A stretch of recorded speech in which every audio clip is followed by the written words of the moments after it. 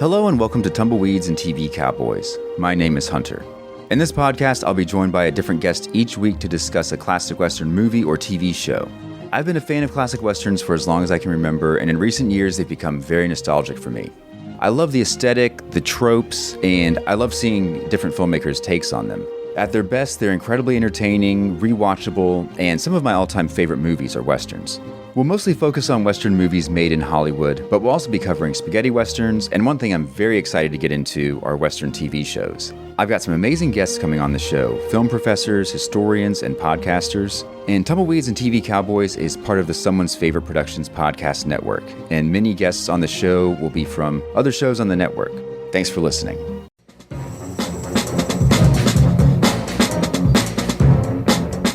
Hello, this is Aaron West. I am the author of the A24 New Wave. In this book, I look at A24's output and I make the argument that we are in a new wave movement right now. A24 plays a major role. This book has a supplemental podcast where each episode is a brief conversation about an A24 related topic, whether an actor, director, or even a genre. As I continue research for the book and conduct interviews, I expect to record podcast episodes with people involved with the company. You can find the podcast at cinejourneys.com or wherever you find podcasts, and we are proud to be members of the Someone's Favorite Productions podcast network.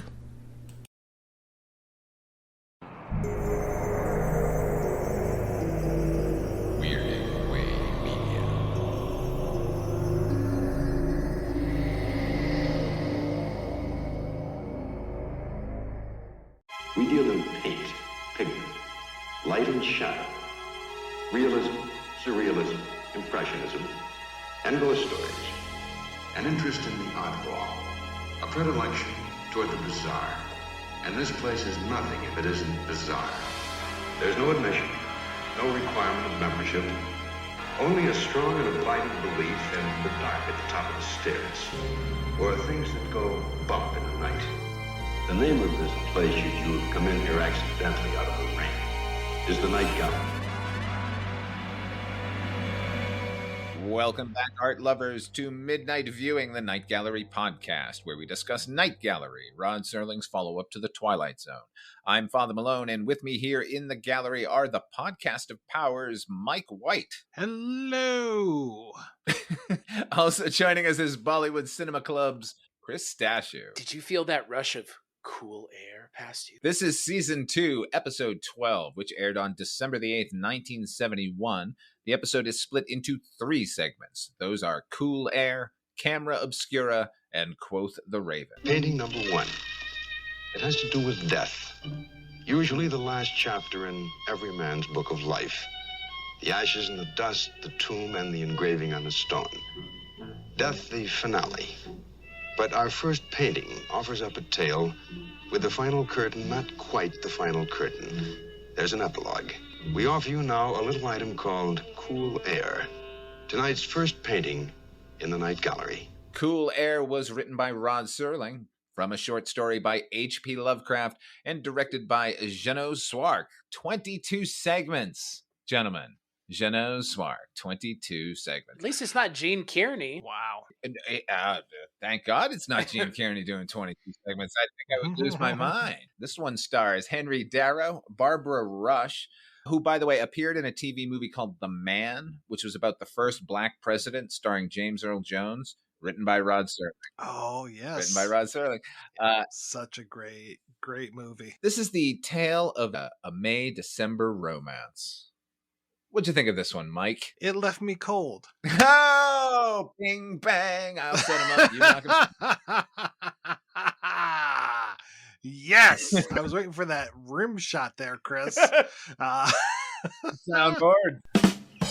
Yeah. There we go. A little late on the uptake around here. We just got the soundboard. Yeah, we're back in HP Lovecraft territory, though. Again, I can tell what's going on. Why are we supposed to not figure this stuff out? Yeah, the guy's dead. Like, I could tell you that right from the get-go. I don't know. I really wanted to like this one. Maybe if it was like half the length, I would have liked it a little bit more. But at the length that it was, and just that I could see the twist coming. Yeah, it did. No joke, it did leave me cold. Boy, they love HP Lovecraft, don't they? They really, really do. Look, I'm not going to say, oh, what a weird HP Lovecraft story to adapt. Because, look, HP Lovecraft in a lot of ways is like Stephen King. Like, he's got plenty of things to adapt, folks, and they're not all winners for a reason. Whatever the fuck the conceit of this episode is, that there is a man who is a living corpse because he lives in an icebox. You know what? Sure, fine, whatever. But that's like a 10-minute episode segment, not a 20-minute segment. Good Lord. And I'm not to jump ahead, but I'm not sure that criticism is not going to be leveled against both of these segments. I think they're both too long for what they're trying to do. I think this one is way too long for what the punchline is. And look, I'm not saying the punchline doesn't work. It's sufficiently campy and goofy, but way too long. Just way too. It also doesn't help that it feels so similar to the one we just talked about on our last episode with the woman that was. Oh wait, was that the one? Was it a woman that was being menaced by that thing, or am I completely mixing these up? In Pickman's model, Right, yeah, with it's Pickman's Also HP Lovecraft. Right, and it's like basically a woman comes in and it's just like, oh, what is this stuff? And then, oh, there's a big monster or a big twist, quote unquote, at the end. Yeah, it's a shame that they're on the heels of one another, because the romance aspect is not present in the original H.P. Lovecraft story. And I actually think it's an improvement by Rod Serling in that regard. And if you read the original story, there's a lot of, he's supposed to be from Spain, so it's all phonetically written. Oh, a little Leetle. It's very embarrassing. Henry Darrow here, he's 5 years younger than Barbara Rush, playing a dashing older man. I liked him. I liked his performance a lot. I thought Barbara Rush was really good. There's another unnecessary wraparound, just like the Pickman's model in the last one, which starts in the present for no reason and then takes us back. That, to me, is the lamest part of it, is the Serling concoction that we're going to see the leaves blow off the top of the gravestone at the end and realize he's been dead twice. By the way, who put that there? She put that there? Why would that be on there? Weirdest thing ever. By the way, his name is misspelled on the grave. High production values abound at midnight at the Night Gallery podcast. I guess this isn't the podcast has high production values. This show doesn't. Is this the backlot again, you think? Oh, speaking of the backlot and high production value, at one point, like, this starts, it's a period piece. It's set in the 1920s, and she's in the back of what is basically a horseless carriage as a driving down the street. And in the background, the street is blocked off by a Universal Studios van. Oops. Oh, jeez. What are you implying, Father Malone? Maybe shoot the scene at night? I thought you were. What are you implying that this maybe is? Put a fruit stand back there, or two guys carrying a pane of glass. Anything other than a vehicle from 1971 just sitting there, going, "Hey, folks, the tour is right this way." Hey, who was asleep at the wheel at this point? Huh? That's the question. I blame Jeannot. But Jeannot did do something really cool here. There's a conversation scene when they're falling in love. It's a 1.5-minute pan around the dinner table. There's a join in it, but it's really masterful considering all the other limitations that they're saddled with. Also, the music in this episode, this was a guest composer, a guy named Robert Bain. He was an LA session musician, was actually Henry Mancini's guitarist. And he was specifically chosen by Laird to do a Spanish flavored theme for this episode, and actually works really well as far as I'm concerned. Is this episode about, because Serling made it a romance, is this now a tale of necrophilia? Jesus. Necromantic, written by Rod Serling. I'm just saying. If we're talking literally, then yes. All right. Good for you, Rod. HP Lovecraft was into some freaky shit. Lovecraft didn't have anything to do with that part of it. That's all Serling.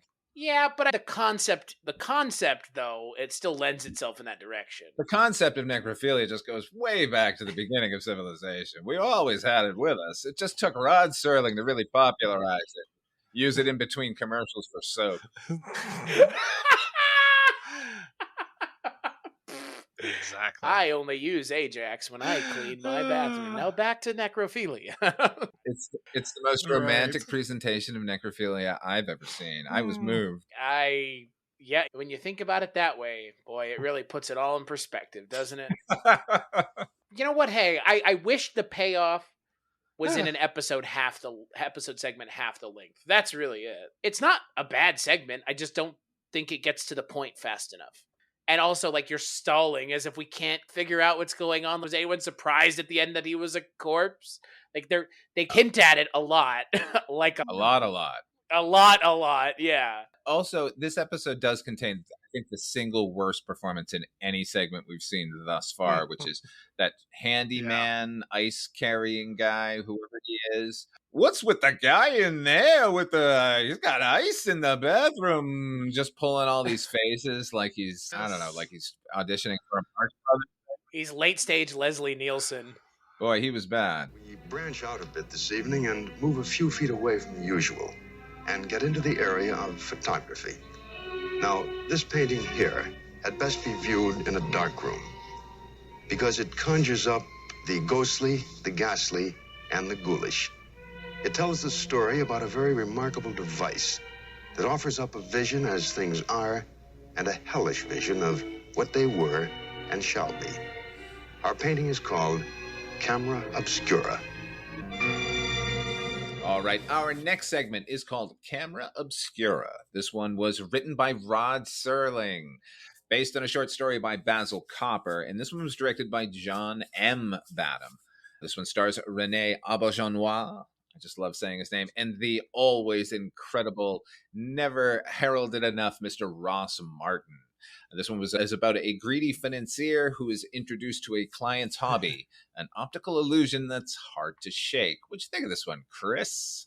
I love Rene Auberjonois as well. What a name. What a name, huh? What a recent loss, too. Passed away 2 years ago, a year ago, something like that. Yeah.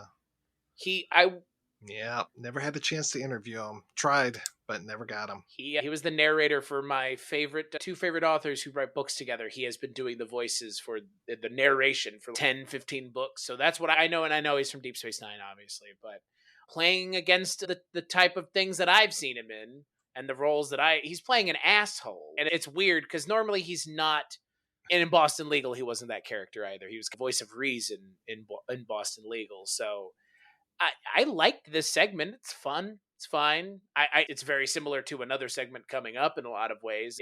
It has a certain kind of feel to it, and it's a very similar setup to things that you could see as recently as, I'm sure they're still making things where the conceit is, you're stuck now, goodbye. I'm sending you into the past. That's a pretty stock and trade conceit sometimes with these like Twilight Zone and anthology shows. So for what it was, I think it was fine. That fake mustache that Ross Martin is wearing is pretty bad. The like giant, I don't know. The facial hair that they gave him is pretty funny to look at. You mentioned some of Rene Auberjonois' credits. Are you not familiar with his television sitcom Benson that he was on? Nope. Okay, that predates you, obviously. It was late 70s, early 80s, and he was pure asshole in that. I know him from that show. And so to me, Rene Auberjonois always has a level of asshole because of that. Yeah, he really helps save this segment. I didn't get necessarily why Ross Martin was in that really, really bad old man makeup, because I kept thinking like he would show up, because he basically sends Rene Auberjonois to the past, and I was just like, oh, so young Ross Martin is going to show up here and be like, hey, and have a conversation with him and be like, see the errors of your ways, because it's very Christmas Carol, the way that you're seeing the errors. It's very Ghosts of Christmas Yet to Come type of thing, with the people with the horror makeup on, and oh, you remember me, and or he was actually doing that to them. He'd be like, oh, you're dead, and you did this and you did this. And so I was just like, oh great, Ross Martin's going to show up, he's going to show him the error of his ways, and then maybe he'll let him live and say, forget about the bill or whatever, I'll help you out or something. But didn't get any of that stuff. I like Ross Martin as well, one of my favorite Columbo villains from the Suitable for Framing. But yeah, I don't think he had enough to do in this one. And No. yeah, No. Columbo there with those gloves on. Yeah, that's stick. Love Yeah, that that. stands out still. You touch those paintings. I do. When you were gone, I did mention Ross Martin's hilarious fake facial hair. That's just like, old fucking Yosemite Sam. Oh, just give him the fakest of fake mustaches that he could not twirl, but he could if he wanted to. He looked like that skull that walked onto an elevator last episode. I'm just so used to Ross Martin as Artemis Gordon being True. a master of disguise that True. I figured it was just in that vein, so I didn't question it that much. But I'm glad I didn't, because had I gone down the path that you did, Mike, I would have been very upset at the end of this episode when he didn't reappear somehow in this nightmare realm that he's cast Rene Auberjonois into. Right. And he just pulls off the mustache. It was me all along. This segment, there's a new cinematographer on Night Gallery. His name's Leonard J. South, and I think this episode actually looks really good considering it's on the back lot. Leonard South was the DP on Family Plot, Hitchcock's last film. He also did Herbie Goes to Monte Carlo. I don't know how that keeps coming up on this goddamn podcast. And he did North Avenue Irregulars. One of my favorites. This was shot on the back lot? Shut up. Yeah. Every time. It's at this point, it's got to be a running gag on this show because they're not even trying to cover it up anymore. Hey, what do we got on the back lot? What can we do around these like 4 fucking locations that we've got? And if it's not New York, how can we make it look like New York? In the last episode, we talked about Pinkman's Model, which takes place in Boston during the 1920s, and it looks a lot like Victoria Green's London here, baby. They just went up those stairs. They'd run into Pinkman and that little gremlin running around with its stick legs. Bradford Dillman, everybody. There it goes. Mike, you mentioned Christmas Carol, and I thought this is the Christmas Carol for me, where Scrooge has to face all of his sins. Yes. This one makes more sense to me, and therefore I liked it a lot more. I do think it's overlong by a lot, but the sequence where Rene Auberjonois, just like saying it, is running across the street and the horse and carriage is barreling down on him looks great. And I know it's just a quick little optical effect there, but it's a very tense sequence. For a moment or two, I was actually fearing for Rene Auberjonois' life. And I would need a counter at this point. Yeah. As it turns out, Jack Laird wouldn't give them the money to do that sequence. And John Badham tracked the producer down and said, how much would it be? And they told him it was $15. What? And he was like, okay. Yeah, like, how can we not have $15? The blackout sketches, baby. That's what we need that money for. That skeleton needs a good-looking wig and a hat. That's what the 15 is dedicated for, that entire costume. I do this one. I do think it's overlong. And then Serling can't help over-explaining the ending. It can't just cut to Ross Martin gleeful that he's done this thing and going, no, he has to tell us what happened. There, you'll be trapped forever. I've trapped you in my camera obscura. Stop it. That was pretty good. Yeah. That was pretty good. Old man Ross Martin with a big mustache. There's a lot of really close-up shots of his face too. That's why the mustache. Yeah. That's why I mentioned the mustache so much, because like it's like all I can think of is like it's just this giant mustache and these 2 eyes. That's just Ross Martin in this episode. Yeah, he looked like Maverick from the Warner Brothers cartoon, where he's like, Maverick, come here, help me out with this rabbit over here. Maverick just has that big mustache and the big hat and all. Can barely see it. I don't even think you see his eyes. There's a moment where there's a shop window gets broken and they cut to a gas lamp exploding. It was great. I like when Rene Auberjonois gets thrown back into the past and he sees the guy up on the lamp and he's like, is that gas? is that gas? Why, yes, my good man, it is gas. Oh, Lord, I know what year I've been. Like, what year is this set in to begin with? I was so confused. Like, he went back in time, 30 years? At least, but did he go back in time at all? Really? That's what I'm asking. Like, wouldn't he have been like? Wouldn't he have been like, "This is gas"? Yeah, that's what I don't understand. Like, they didn't. I don't understand what the gimmick was when it, like you said, it didn't seem like he really went back in time that far, if at all. Said is that gas? And the guy could have said, no, it runs on blood. Because My God. You're not wrong. He keeps clogging up the heads, too. Yeah, because when he goes, I considered it going back in time because he kept saying this building isn't here anymore and this building isn't here and da da da, and then but he runs across people where he's just, oh yeah, basically this is going to this is what is going to happen to you. But then he also runs into people where they're dead, so they've lived their lives and now they're dead, and they might have died during his lifetime, but they weren't dead when he was a kid, so. that's one of those hazards of time travel they never talk about. If you go into the past, there will be ghostly zombies of the dead. Oh, it's just like if you go into the future, Morlocks. Give it to Rod Serling to over-explain the most obvious of episode segments. Ultimately, if he's not telling me what happened, I just don't understand the twist. No, but Badham does a good job here. I would agree. Badham's always been a solid director. From the pen of Edgar Allan Poe, more or less, Quoth the Raven. Our final segment is called Quoth the Raven, written by Jack Laird, directed by Jeff Corey. This one stars Marty Allen and a matte painting from Roger Corman's Pit and the Pendulum.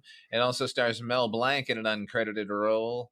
And also, this is a blackout that comes with a Serling introduction, which makes me... I noticed that. I thought, is this from the syndicated package and it's now found its way to the regular episodes? Because more of that, please. This is a Playboy cocktail party joke with Marty Allen. Man, oh man. I missed the Marty Allen train. I don't know the origins of Hello Dare. I don't want to. Maybe I should go back and buy some comedy albums from Martin and Rossi, or Allen and Rossi, I should say. But yeah, man, oh man, that you just, again, you see that fucking joke coming from a mile away, and him with that crazy hair just doesn't, they're not going for verisimilitude with how Poe looked. Ladies and gentlemen, imagine, if you will, I have to have my time wasted to introduce a blackout segment. That's all I'll say. Rod Serling looked like he was being held at gunpoint to have to do the intro for this segment. That was my takeaway. That was the strangest thing about this, was that he was doing an intro for this is the only time he's done an intro for a blackout segment, I believe, right? I assume it's because it's Edgar Allan Poe. Maybe. He tends to gravitate towards the classier ones. This, in Rod Serling's estimation, is a fine horror joke to make, not pulling your head off to be... Here's what I have to say about this segment. I saw this young enough and knew The Raven as a poem, but didn't quite work out some of the imagery in my mind. So this was the first time I realized what a pallid bust of Pallas above the chamber door actually was. It's a statue of Athena. I gotcha. Thank you, Jack Laird, for that. He signs his name Edgar Allan Poe. He spells it Allen, which always gets my goat. It's a real pet peeve of mine. But this is Marty Allen doing it, so I'm gonna give it a pass. Oh, it only works. It works if it's him. Only him, yes. Because Woody Allen could pull that off. Edgar Allan Poe. His name is Edgar Allen. He was adopted by the Poe family. His name is actually Allan, so it just makes me nuts when people think it's his middle name, like Alan Quartermain or something. Anyway, you an Edgar Allan Poe fan, Father Malone? You strike slightly. Me as what? It's a skosh. A little bit.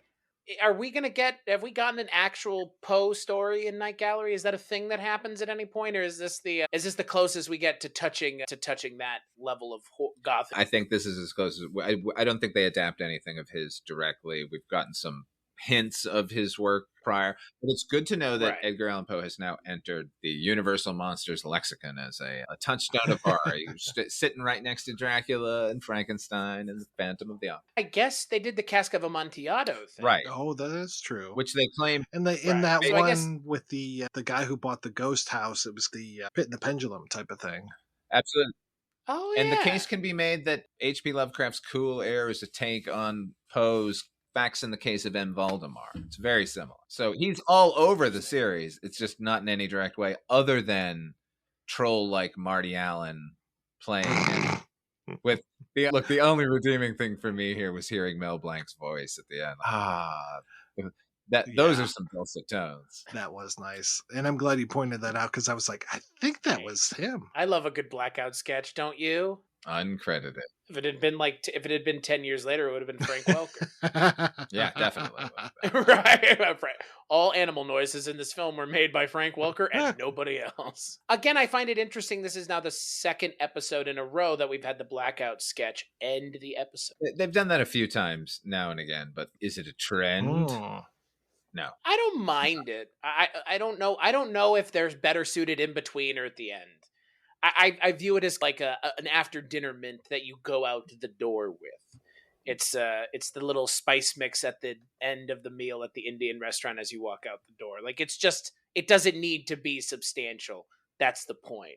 Like I guess you could also see it as similarly a palate cleanser in between the two segments, but I think it honestly works best to just lead you out the door, give you a little chuckle on the way out. I think it needs to go where it needs to go, because if you're going to begin the episode with the boy who predicted earthquakes, then you need a blackout sketch immediately following.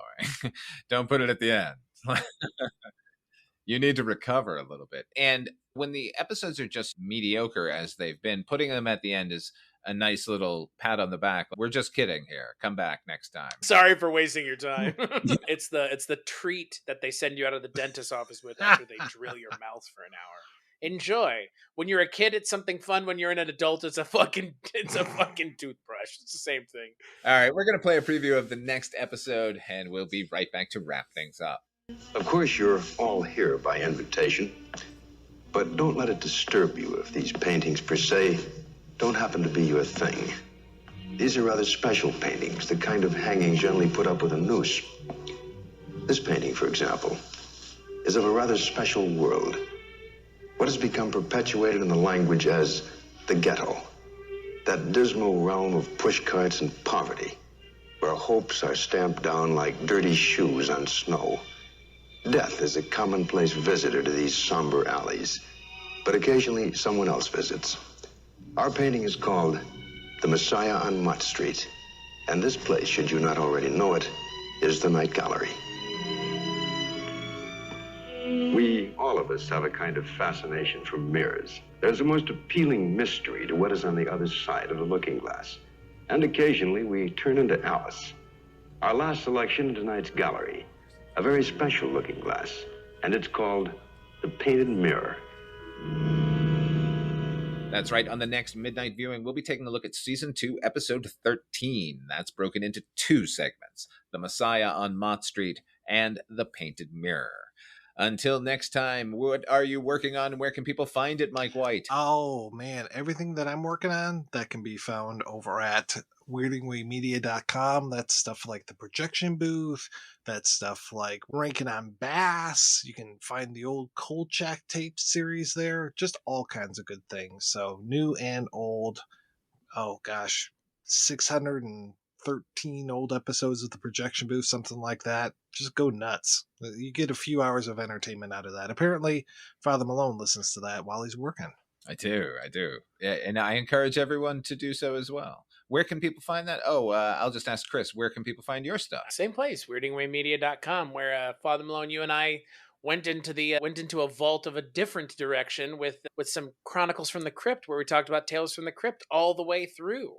And we also do, the three of us do Dreams for Sale, which was us talking about another anthology. We could do a anthology series podcast network at this point, for fuck's sake. Like, we're putting in the effort and the work so that the good episodes are highlighted and the bad episodes are skipped. Because yeah, that's where you can find it, Weirding Way Media. There's a lot of other things there, not anthologies. You can hear my anthology radio drama, Dark Destinations, over there, which you can find at weirdingwaymedia.com. That's where all the stuff is, gang. Thank you all for joining us here at Midnight Viewing. The gallery is now closed.